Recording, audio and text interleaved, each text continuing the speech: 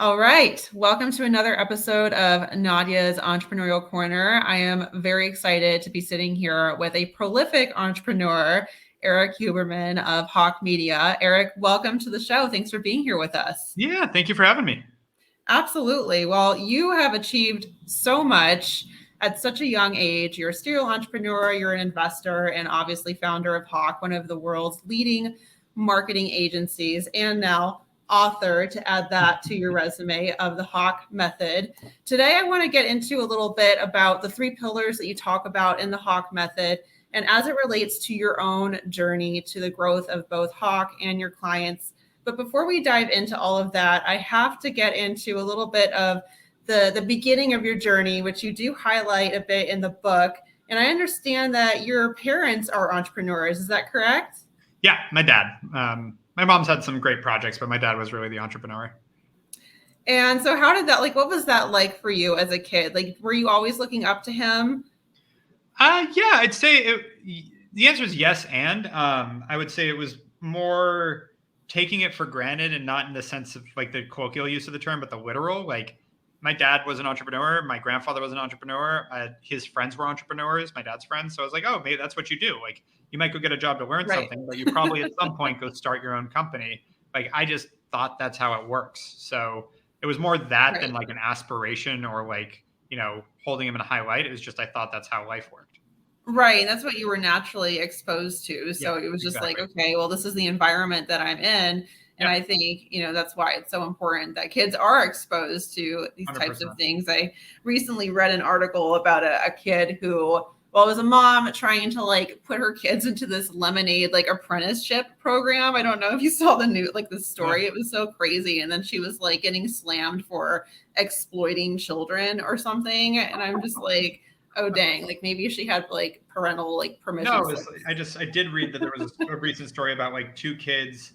It was actually this whole thing because a woman called the cops on kids with a lemonade stand for not having a permit, and the cops went and just bought some lemonade. We're like, and what's funny is there are most states, the business permit law has an exemption for lemonade stands. It's not that specific, but it's if their children are doing it, it's a temporary business and blah, blah, blah, blah, blah. Because that's how ridiculous our society is, that you actually have to put exemptions in the law to allow kids to sell lemonade on the side of the road. Right, because it's a great learning experience. And to that point, you were already in that environment. So what was your first kid entrepreneurial venture? It wasn't a lemonade stand, I don't think. It was actually kind of. So my first entrepreneurial venture was, I decided my parents didn't need some of their stuff and I needed money. So I put it all in a trash bag and walked door to door trying to sell my parents' stuff.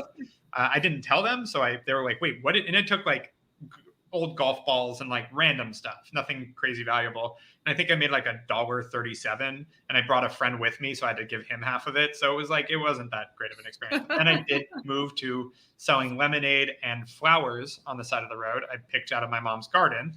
And I made $15, but I was trying to raise money or save money to buy a guitar. And that guitar was $150. And so making $14 after a week, as a kid, you're this is not going to work. I don't have this kind of time. So that's when I started buying and selling Beanie Babies. And that I made thousands of dollars within a year. So, wow. And how old were you at this point? 8. 8 years old. You said you were buying DVDs? Beanie Babies. The stuff. Beanie Babies. Oh, the TY. Oh my gosh. Exactly. Don't even get me started because I'm a 90s kid too. I had a couple and I saw the craze starting. And I got into it for business purposes as an 8-year-old. It was I'm going to go make some money while people are going crazy for these things. And it worked. Only Erik Huberman would have a story of building a Beanie Baby empire as a kid. Yeah, my wife still has boxes of those things. And I still have a few too. But it's most people just bought them up and then thought someday they'll be worth something. And they are still sitting waiting for that to be worth something. Oh my gosh. I'm sure they are worth something. I was so mad when I learned that my parents donated my Babysitter's Club series and my Barbies to Goodwill. So that stuff is worth something. Beanie Babies, because everyone did it. I have actually done the research. It's really rare that they're actually worth much. Oh my gosh. So, okay. So you've already had a few mini ventures under your belt, but before the age of 10, and then, by the time you were graduating high school or maybe middle of high school, it's clear that you already knew you were going to get onto an entrepreneurial path. And then you got into a few different ventures that you ended up selling. Can you talk a little bit about that?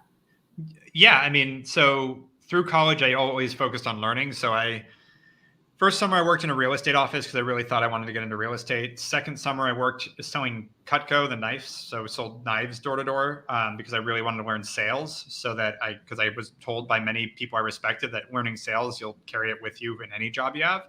And then the third summer I helped start a storm drain filtering company called Stormwater Maintenance, and then ran that with a partner and then left it to him because I knew that wasn't what I wanted to do the rest of my life. But got our first contracts out, learned how to start a company. And then when I got out, I went into real estate, but I started a week before Lehman Brothers collapsed in the whole banking industry. And so that was a rough year in that. So I quickly started looking at other options and ended up starting my first online company, which was an online music company. Raised $1 million in 2009 for that, got it to profitability, and then realized after a couple of years it was never going to be that big. And so I wanted to focus on things that had a huge opportunity. And so I hired a CEO and left. And I started a t-shirt subscription company that I built and sold. This is like in the very early days of e-commerce subscription. Sold it after a year and a half. That was 2012.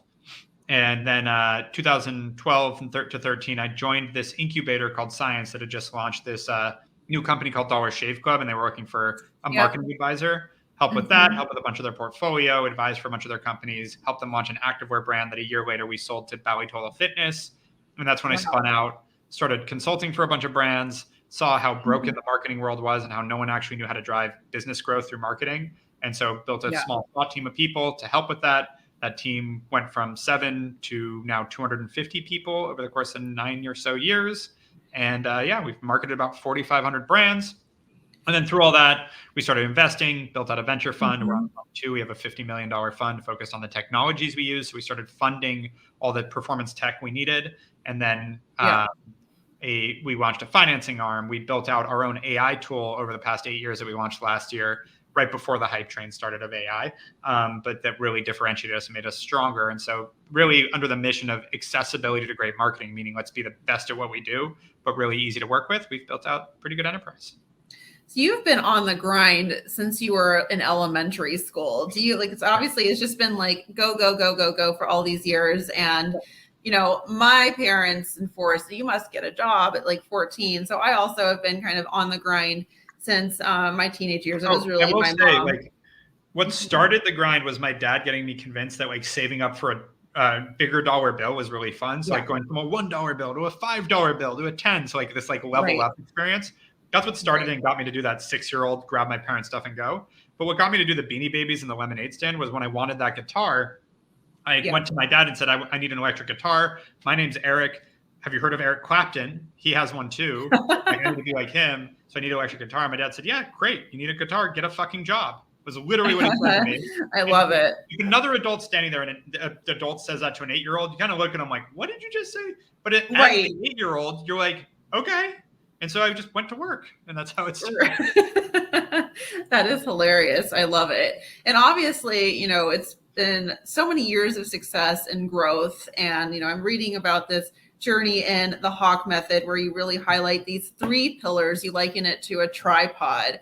Would you say that these 3 pillars have always kind of been the basis of your prior successes with your other ventures leading up to Hawke? Or were you even really aware of what these are? Or? No, I'd say it was more Hawke. I'd say I was trying to figure it out leading up to Hawke, but starting Hawke, it's because I had figured this out. So from the beginning of Hawke, this is what we've run. And that's why we wrote the book was after, at the time, 7 years of doing this, it was this works a lot. At the time, it was 3,000 brands. Now it's 4,500 brands. We know this methodology works and holds up.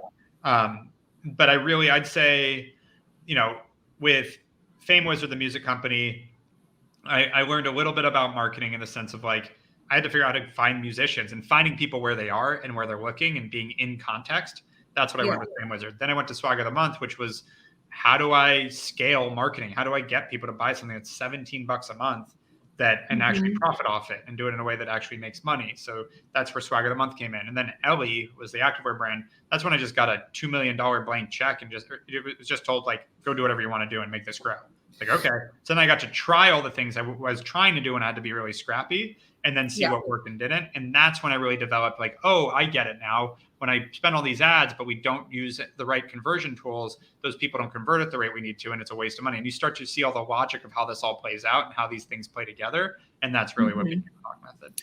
So at what point did you really say, okay, like this is a very specific methodology that I've been leveraging all these years, or was it already something like that you kind of moved into right away? And can you tell us what those 3 pillars are?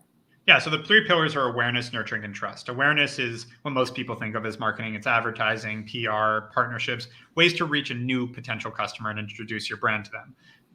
Nurturing is what you do from when you make that intro to when they actually purchase, and then to get them to keep coming back and purchasing. It's things like email marketing, SMS, content creation, all these things that help like keep people engaged so that you can actually get them to buy and get them to keep buying. And then trust, synonymous with brand. It's, people won't buy from a company they don't inherently trust. And so it's in the beginning when you haven't built a brand, it's things, third-party validation. It's PR, it's testimonials, it's reviews, it's endorsement deals, celebrities, influencers, et cetera. And then once you've built that brand, it's you, whatever you're consistently delivering.